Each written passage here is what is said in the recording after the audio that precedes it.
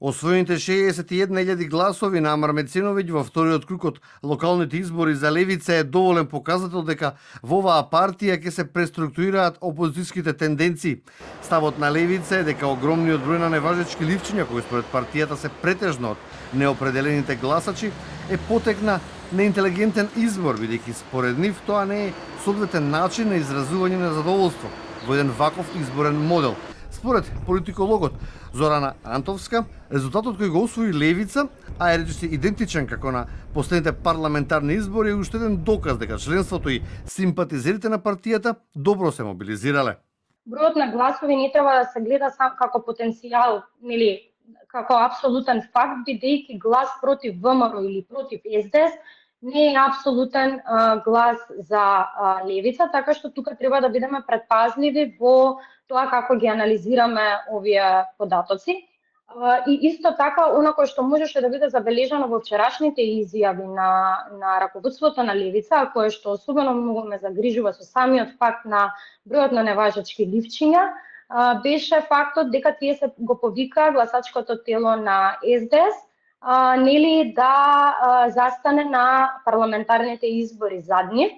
Меѓутоа, со оваа изјава, според мене, тука може да се поттикне само револтот и на гласачкото тело на СДС, меѓутоа и на оние граѓани кои што нели беа решени дека својот глас нема да го дадат за никого. Александар Кржаловски од МЦМС за телевизија 24 вели дека левица со овој резултат освоен на овие избори е далеко од втора политичка сила во земјава. СДСМ има освоено двојно повеќе гласови и двојно повеќе советници. Па со тоа левица не може да биде замена за СДСМ. Не за сега, додава Кржаловски. За честитање е тоа што левица успеала да ја расипе монотонијата и да влезе во финале за градоначалничкото место во Скопје.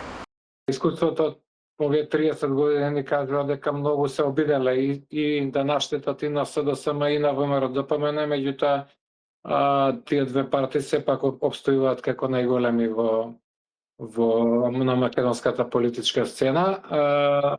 Ако се сеќавате, по пораз од 2017 на локалните ВМРО имаше само 4 или 5 градоначалника, СДСМ 57, сега е скоро обратно свртена ситуацијата, но тоа не предизвика распад на ВМРО ДПМН, напротив, еве сега има сосема друга ситуација. Така да нема да е толку лесно да се преземе, а имаше и таму обиди, нели, како што имаше ВМРО вистински, македонски, вакви такви, и во СДСМ имаше нова социјалдемократска партија, нели, Тито Петковски.